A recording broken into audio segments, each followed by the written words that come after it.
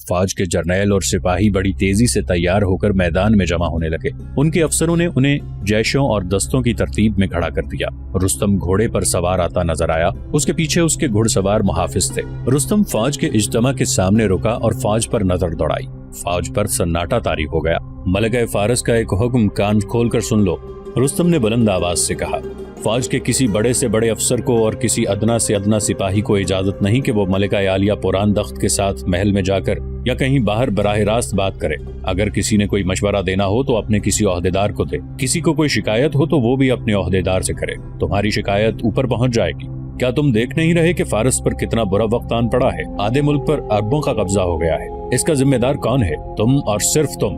फौज, हर मैदान से तुम भागे हो। जर्नैल भागे हैं, इनसे कम दर्जा अफसर भागे हैं। ये वो फौज थी जिसने रूम के हरकल को मैदान से भगाया है। रूमियों से बढ़कर ताकत में कौन था? हमने इससे इतनी बड़ी जंगी ताकत पर धाक बिठा दी थी। आज वो दहशत जो फारस ने रूमियों पर ही नहीं बल्कि सारी दुनिया पर तारी कर दी थी, वो अरब के बेमाया और बेनाम बद्दुओं ने तुम पर तारी कर दी है। मैंने सुना है कि तुम्हें इत्तला मिलती है कि अरबी आ रहे हैं तो तुम खौफ से कांपने लग जाते हो। अजमी ऐसे बुज़दिल तो नहीं थे कि अरबों से डर जाते। अब मैंने उन अरबों को हमेशा के लिए कुचल देने के लिए हाथी भेजे हैं और मैंने 2 ऐसे जर्नैल भेजे हैं जो फरात के पानी को अरब के मुसलमानों के खून से लाल करके आएंगे। उनमें एक बहमन जादविया है और दूसरा जालिनूस। लेकिन मदाइन में ऐसे लोग मौजूद हैं जिनकी दिलचस्पी और वफादारी फारस के साथ नहीं बल्कि अपनी जात और अपने इख्तिदार के साथ है। वो हासिद हैं। वो मलिका फारस को मेरे खिलाफ भड़का रहे हैं कि मुझे इन इख्तियारात से महरूम कर दिया जाए जो मलिका आलिया ने मुझे दिए हैं। खामोश रहे रुस्तम, एक आवाज गरजी। इख्तिदार का भूखा तो खुद है। फौज के इज्तिमा पर सन्नाटा तारी हो गया। ये मदाइन के जर्नैल फिरोजान की आवाज थी। वो अपना घोड़ा दौड़ाकर रुस्तम के घोड़े के करीब ले गया और फौज की तरफ मुंह कर लिया। मैं अपने से आला दर्जे के सालार की शान में गुस्ताखी कर रहा हूँ, फिरोजान ने कहा। मैं इस जुर्म की सजा कबूल करता हूँ लेकिन सच कहने से बाज नहीं आऊंगा। मैं रुस्तम से पूछता हूँ कि क्या उसने एक बुजुर्ग से नहीं कहा था कि इसने इख्तिदार की हवस और हुकूमत के लालच में ये जिम्मेदारियां संभाली हैं? रुस्तम अपने आप को इल्म नुजूम का माहिर समझता है। इसने कहा था कि नुजूम का इल्म बताता है कि सल्तनत फारस का अंजाम ठीक नहीं होगा। मैं बताता हूँ कि क्यों ठीक नहीं होगा। अगर इस शख्स की नीयत ठीक ठाक हो जाए तो सल्तनत का अंजाम भी ठीक होगा। ये बहमन जादविया और जालिनूस को इतने ताकतवर जर्नैल समझता है कि वो फुरात के पानी को मुसलमानों के खून से लाल कराएंगे। तुम जानते हो कि ये दोनों जर्नैल अरबों से शिकस्त खाकर भागे हुए हैं। रुस्तम खुद महाज पर क्यों नहीं जाता? सिर्फ इसलिए कि ये पुरान दख्त के साथ जो कि बराए नाम मलिका है ऐशो इशरत में मसरूफ है। इसे गिरफ्तार कर लो। रुस्तम ने न्याम से तलवार निकाल कर कहा। मैं अपनी तौहीन बर्दाश्त कर लूंगा, मलिका आलिया की शान में गुस्ताखी बर्दाश्त नहीं करूंगा। रुस्तम के पीछे खड़े 4 घुड़सवार मुहाफिज फिरोजान की तरफ बढ़े। फिरोजान ने तलवार निकाली। मुझे गिरफ्तार करने के लिए खुद आ गया रुस्तम। फिरोजान ने रुस्तम को ललकारा। खबरदार। फौज के इज्तिमा में एक और आवाज गरजी। फिरोजान के करीब कोई ना आए। 4-5 घुड़सवार सामने आए। सवारों के हाथों में तलवारें थीं। उन्होंने फिरोजान को अपने हिसार में ले लिया। इसके साथ ही फौज में हड़बोंग मच गई। हम फिरोजान के साथ हैं। फिरोजान सच कहता है। रुस्तम हमारा बादशाह है। हम रुस्तम के साथ हैं। फिरोजान गद्दार है। रुस्तम सबसे बड़ा गद्दार है। देखते ही देखते फौज 2 हिस्सों में बट गई। जिस तरतीब में फौज खड़ी थी वो दरहम बरहम हो गई। सूरत हाल खाना जंगी वाली पैदा हो रही थी। रुस्तम को अपनी जिंदगी का सबसे बड़ा धचका लगा। उसे उसके मुखबिर तो ये बताते रहे कि फौज और शहरी इंतजामिया के हुक्काम उसके खिलाफ एक लहर चल रही है, मगर उसे ये मालूम नहीं था कि आधी फौज उससे बागी है। ये फिरोजान और मेहरान की खुफिया कोशिशों का नतीजा था कि मदाइन में रुस्तम की इतनी ज्यादा मुखालफत पैदा हो गई थी। रुक जाओ, रुस्तम इस शोर गुल में चिल्लाने लगा। रुक जाओ, मेरी पूरी बात सुन लो। एक दूसरे के खिलाफ तलवारें ना निकालना। नहीं सुनेंगे, नहीं सुनेंगे। ये हुजूम का शोर था।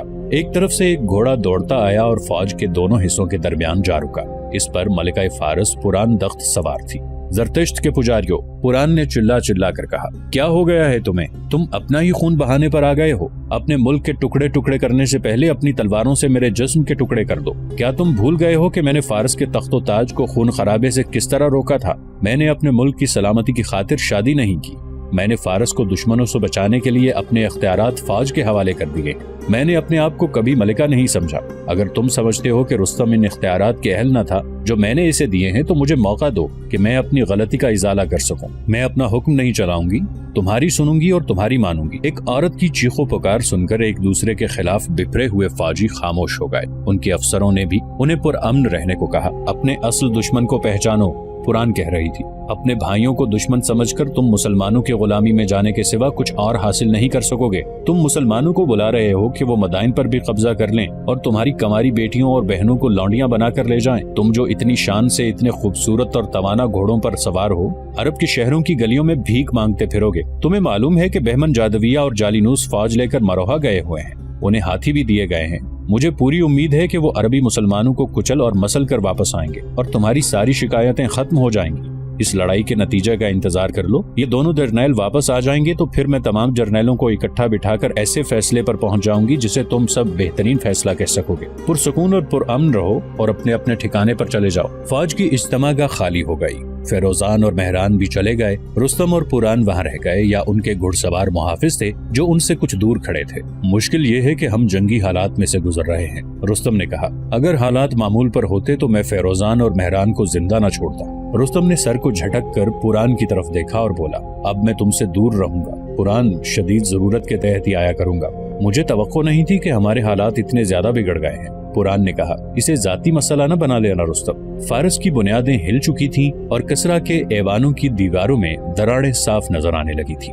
پوران اور رستم ذہن سے اتار چکے تھے کہ کسرا پرویز نے رسول اکرم صلی اللہ علیہ وآلہ وسلم کے خط کو بہت سے ٹکڑوں میں پھاڑ کر انہیں ایک پھونک سے اڑا دیا تھا۔ رسول اللہ صلی اللہ علیہ وآلہ وسلم کو اطلاع ملی تو آپ صلی اللہ علیہ وآلہ وسلم نے فرمایا تھا کہ سلطنت فارس اسی طرح ٹکڑے ٹکڑے ہو کر بکھر جائے گی۔ کسرا نے صرف یہی گستاخانہ حرکت نہیں کی تھی، وہ توہین رسالت کا یوں مرتکب ہوا تھا کہ اس نے ایک گورنر کو حکم بھیجا تھا کہ محمد صلی اللہ علیہ وآلہ وسلم کو گرفتار کر کے میرے دربار میں پیش کرو۔ رسول اللہ صلی اللہ علیہ وآلہ وسلم نے اپنا کوئی پیغام نہیں بھیجا تھا، وہ تو اللہ کا پیغام تھا جو اس تک پہنچایا گیا تھا کہ قبول کرو کہ اللہ وحدہ لا شریک ہے اور اس کے سوا کوئی معبود نہیں، اور محمد صلی اللہ علیہ وآلہ وسلم اللہ کے رسول ہیں۔ رسالت اور حق کے پیغام کی جو توہین کسرا پرویز نے بھرے دربار میں کی تھی، اس کی سزا اسے فوراً ہی ملنی شروع ہو گئی تھی۔ اس کے خاندان میں قتل و غارت شروع ہو گئی تھی اور نوبت خانہ جنگی تک پہنچ گئی تھی۔ جس وقت فیروزان اور رستم آمنے سامنے آ گئے اور فوج دو دھڑوں میں بٹ گئی اور وہ دونوں دھڑے تلواریں نکال کر ایک دوسرے کا خون بہانے پر اتر آئے تھے، اس وقت ایک گھڑ سوار مدائن سے نکلا اور مروہا کی طرف رخ کر کے اس نے گھوڑے کو ایڑ لگا دی۔ وہ بہمن جادویہ کا مخبر تھا جسے بہمن جادویہ یہ کام سونپ گیا تھا کہ مدائن میں کوئی گڑبڑ ہو جائے تو وہ فوراً اطلاع دے۔ بہمن جادویہ پہلے ہی جالینوس سے کہہ رہا تھا کہ فوج دو حصوں میں بٹتی جا رہی ہے۔ بہمن جادویہ کا یہ مخبر اس دن اور اسی وقت اس کے پاس پہنچا جب فارس کی فوج مسلمانوں کو بہت بری شکست دے چکی تھی اور مثنہ بن حارثہ اپنے بچے کچھے مجاہدین کو کشتیوں کے پل سے دریا پار کروا رہے تھے۔ پہلے بیان ہو چکا ہے کہ مثنہ بن حارثہ نے چند ایک مجاہدین کو ساتھ لے کر کس طرح فارس کی فوج کو روکے رکھا اور مجاہدین پل تک پہنچتے اور دوسرے کنارے کی طرف دوڑتے رہے۔ وہ ایک بہت بڑے خطرے کے آگے دوڑ رہے تھے۔ خطرہ یہ تھا کہ فارسی تعاقب میں آئیں گے۔ میدان ان کے ہاتھ میں تھا، ان کے پاس نفری بھی زیادہ تھی، ان کا تعاقب میں آنا یقینی امر تھا۔ وہ جانتے تھے کہ مسلمانوں کا اس قدر زیادہ نقصان ہو چکا ہے کہ اب وہ بھاگنے کے سوا کچھ بھی نہیں کر سکتے۔ فارسی ان 3000 مجاہدین کے پیچھے آ کر انہیں ختم کر سکتے تھے۔ مثنہ بن حارثہ اسی خطرے سے نکلنے کی کوشش کر رہے تھے۔ اللہ نے ان پر یہ کرم کیا کہ مدائن سے جو گھڑ سوار نکلا تھا وہ اس وقت جسر کے میدان جنگ میں پہنچا جب بہمن جادویہ اپنے افسروں کو حکم دے رہا تھا کہ عربوں کا تعاقب کیا جائے اور کسی ایک کو زندہ نہ چھوڑا جائے، انہیں پل توڑنے کی مہلت نہ دی جائے۔ مدائن کا سوار اس کے سامنے جا رکا اور گھوڑے سے کود کر اترا۔ تمہارا چہرہ بتا رہا ہے کہ تم کوئی اچھی خبر نہیں لائے، بہمن جادویہ نے کہا۔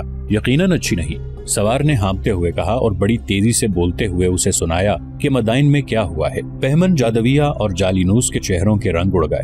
معلوم نہیں اب تک وہاں کیا ہو چکا ہوگا، سوار نے کہا۔ میں فوج کو دو حصوں میں بٹا ہوا اور ایک دوسرے کو للکارتا ہوا چھوڑ آیا ہوں۔ سردار رستم اور سردار فیروزان نے ایک دوسرے کے خلاف تلواریں نکال لی تھیں۔ پہلے ہم بیان کر چکے ہیں کہ بہمن جادویہ اور جالینوس فوج کے زیادہ تر دستے اپنے ساتھ مدائن لے گئے اور کچھ دستے اپنے ایک جرنیل جابان کو دے گئے۔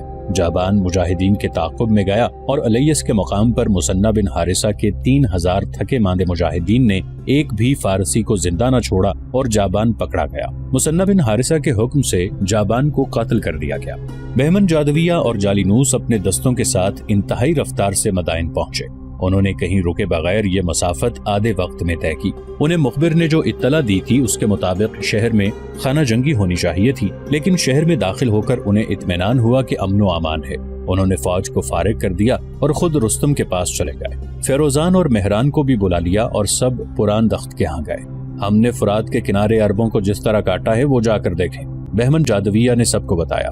ان کے لشکر کا بمشکل تیسرا حصہ بچ کر بھاگا ہے۔ اگر ہمیں مدائن کی اطلاع نہ ملتی تو ہم ان بھاگنے والوں کو بھی وہیں رکھتے۔ ذرا غور کرو اور پھر شرم کرو کہ ہم مسلمانوں کو اتنی زبردست شکست دے رہے ہیں اور تم لوگ یہاں ایک دوسرے کو تلواریں نکال کر للکار رہے ہو۔ مسلمانوں کی پسپائی شروع ہو چکی ہے، اب ہم انہیں ہر جگہ سے بھگائیں گے، انہیں کاٹیں گے۔ اگر تم نے آپس میں لڑنا شروع کر دیا تو مدائن بھی مسلمانوں کو دے بیٹھو گے۔ چونکہ بہمن جادویہ نے مسلمانوں کی شکست کی خوشخبری پہلے ہی سنا دی تھی، اس لیے فضا میں جو تلخی اور قدورت تھی وہ بہت ہی کم ہو گئی۔ ملکہ فارس، رستم اور دوسرے جرنیلوں کے کانوں میں پہلی بار یہ آواز پڑی تھی کہ مسلمانوں کو کسی میدان میں شکست دی گئی ہے۔ کچھ دیر جرنیلوں میں بحث و مباحثہ ہوا۔ مورخ لکھتے ہیں کہ پران چونکہ محب وطن تھی، اس لیے ملکہ کی حیثیت سے اس نے اپنا کوئی فیصلہ نہ ٹھونسا، اس نے تمام فیصلے جرنیلوں پر چھوڑ دیے۔ مشہور مورخ طبری اور ابو حنیفہ نے لکھا ہے کہ فارس کے جرنیل فیروزان اور مہران کو یہ شکایت تھی کہ ملکہ پران نے رستم کو اپنے تمام اختیارات دے کر بادشاہ کا درجہ دے دیا ہے۔ اس شکایت کو یوں رفع کیا گیا کہ سلطنت فارس کو 2 حصوں میں تقسیم کر دیا گیا، ایک کے اختیارات فیروزان کو اور دوسرے کے رستم کو دے دیے گئے۔ میں تمہیں یقین دلاتی ہوں، پران نے کہا، کہ مجھے اس سے کوئی دلچسپی نہیں کہ میں ملکہ رہتی ہوں یا نہیں، یا میرے پاس شاہی احکام جاری کرنے کے اختیارات رہتے ہیں یا نہیں۔ مجھے فارس چاہیے، مجھے وہ فارس چاہیے جس نے روم کے ہرقل کو شکست دی تھی اور جس فارس کی جنگی طاقت سے ہر ملک خائف تھا۔ 2-3 مورخوں نے لکھا ہے کہ رستم اور فیروزان نے سلطنت فارس آپس میں تقسیم کر لی تھی، جس سے یہ تاثر ملتا ہے کہ جیسے پوران کو معزول کر دیا گیا تھا، لیکن مستند تاریخوں میں ہمیں پوران بدستور ملکہ نظر آتی ہے۔ البتہ ایسے اشارے اور سراغ ملتے ہیں جس سے پتہ چلتا ہے کہ ملکہ کے جرنیلوں نے بظاہر سمجھوتا کر لیا تھا، لیکن درپردہ ان میں اختلافات موجود رہے اور یہی وجہ ہوئی کہ وہ فوری طور پر مسلمانوں کے خلاف جنگی تیاری نہ کر سکے۔ جرنیلوں کے اس سمجھوتے میں یہ طے پایا کہ مہران تمام فوجوں کی کمان سنبھال لے اور اس وقت تک فوجوں کا جو جانی اور مالی نقصان ہو چکا ہے وہ پورا کرے۔ جس وقت مدائن میں فارسی جرنیل آپس کے اختلافات ختم کرنے میں مصروف تھے اور ان کی فارس کی گرتی ہوئی عمارت کو سنبھالنے کی تلقین کر رہے تھے، اور بہمن جادویہ نے کہا تھا کہ جابان مسلمانوں کے تعاقب میں گیا ہے اور وہ انہیں بھی ان کے خون میں نہلا کر آئے گا، اس وقت مثنہ بن حارثہ کے 3000 مجاہدین جابان کی تمام فوج کو اس کے خون میں ڈبو چکے تھے۔ نہ جابان رہا، نہ جابان کا کوئی سپاہی رہا۔ اس معرکے کے بعد مثنہ بن حارثہ الیس کے قلعے میں چلے گئے۔ ان کے مجاہدین کی جسمانی حالت بہت بری تھی، وہ تو اب قدم گھسیٹ رہے تھے، یہ ان کی روحانی قوت تھی کہ وہ چل پھر رہے تھے۔ مثنہ نے انہیں قلعے میں اکٹھا کیا۔ میرے عزیز رفیقو، مثنہ نے مجاہدین سے خطاب کیا، میں جانتا ہوں تم کس حالت میں ہو، میں جانتا ہوں تم کیا محسوس کر رہے ہو۔ تم غمگین ہو اپنے ان ساتھیوں کے لیے جو جسر کی لڑائی میں شہید ہو گئے ہیں۔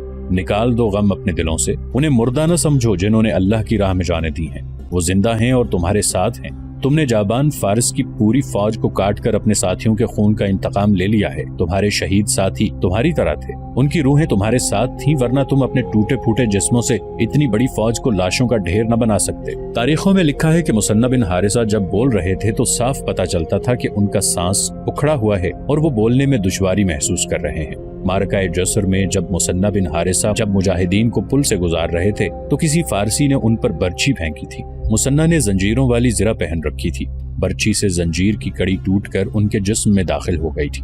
برچھی پہلو میں لگی تھی، وہاں سے 1-2 پسلیاں ٹوٹ گئی تھیں۔ اس وقت پرچم مثنہ کے پاس تھا جو انہوں نے گرنے نہیں دیا۔ انہیں زخم کی باقاعدہ مرہم پٹی کی مہلت ہی نہیں ملی تھی۔ انہوں نے اتنی سی مرہم پٹی کی تھی کہ اس زخم میں کپڑا ٹھونس کر اوپر کپڑا باندھ دیا گیا۔ انہیں الیس تک مسافت طے کرنی پڑی اور الیس میں خونریز اور گھمسان کی لڑائی بھی لڑنی پڑی۔ زخم سے خون نکلتا رہا اور جسم کے اندر بھی خون جمع ہو رہا تھا۔ وہ اپنے مجاہدین کی حوصلہ افزائی کے لیے خطاب کر رہے تھے کہ زخم میں ذرا ٹیس اٹھی اور دم گھٹتا محسوس ہوا۔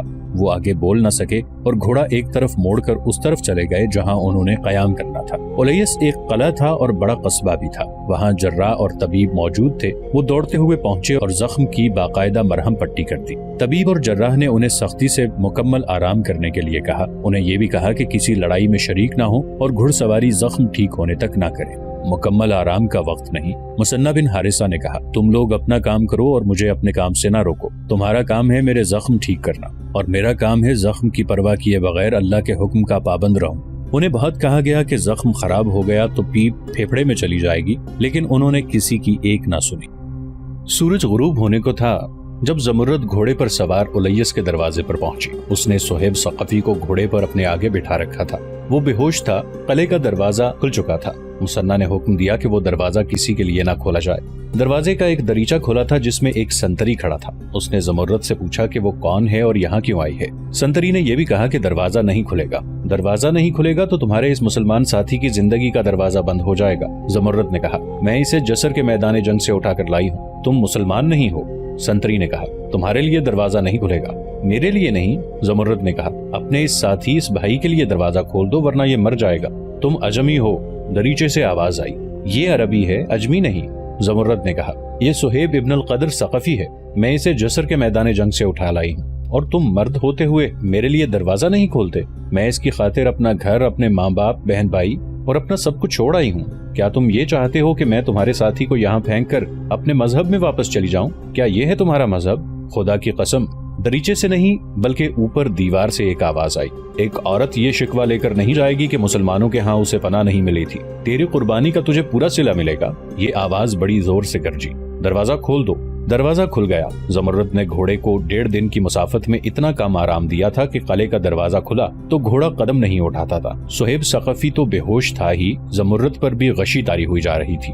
रास्ते में उसने सुहेब सक़फ़ी के मुंह में पानी टपकाया और खुद भी पानी पिया था। खाया कुछ भी नहीं था। एक आदमी ने बाग पकड़कर खींची तो घोड़ा आगे चला। कुछ मुजाहिदीन इकट्ठे हो गए थे। उन्होंने सुहेब सक़फ़ी को पहचान लिया।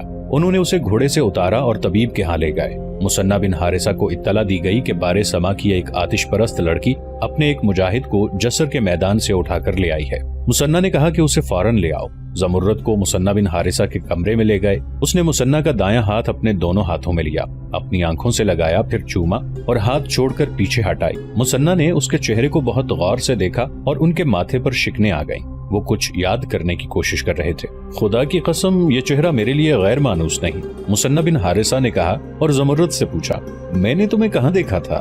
थकन के इतने गहरे साए तुम्हारे चेहरे की मासूमियत को छुपा नहीं सके। आप भूल सकते हैं। ज़मुर्रद ने कहा, मैं आपको नहीं भूल सकती। वो दिन याद करें जब आप बारे समा आए थे और मेरे वतन के उन फौजियों के सर तन से जुदा कर दिए थे जिन्होंने औरतों को बेआबरू किया था। आपने अपनी तलवार मुझे देकर कहा था कि इस फौजी की गर्दन अपने हाथों से काट दो और अपनी आबरू की बर्बादी का इंतकाम लो। मैंने तलवार ऊपर उठाई थी लेकिन तुमने तलवार नीचे कर ली थी, मुसन्ना बिन हारिसा ने कहा, और तुमने रोना शुरू कर दिया था। फिर मेरे एक मुजाहिद ने जोशे गैरत में आगे बढ़कर उस फारसी की गर्दन साफ काट दी थी। मैं आपके मुजाहिद को न भूल सकी। ज़मुर्रद ने कहा, दिन को तसव्वुरों में और रात को ख्यालों में उसे देखती रही। मैं सोचती थी कि उसे क्या इनाम दूं, उसके इस एहसान का क्या सिला दूं, लेकिन मैं मजबूर और बेबस थी।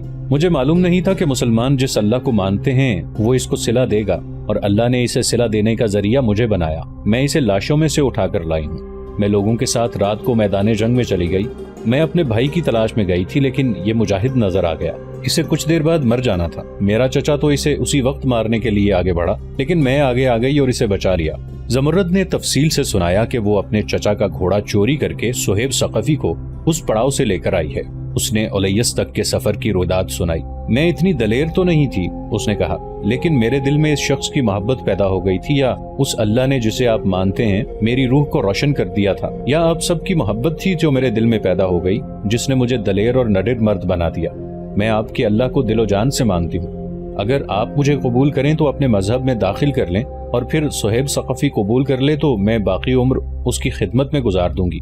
मैंने वापस तो जाना नहीं, तुम्हारी दोनों ख्वाहिशें पूरी होंगी। मुसन्ना बिन हारिसा ने कहा, सबसे पहले हम तुम्हें अपने मजहब में दाखिल करेंगे। यहाँ हमारे बाज मुजाहिदीन की बीवियां मौजूद हैं, तुम उनके साथ रहोगी।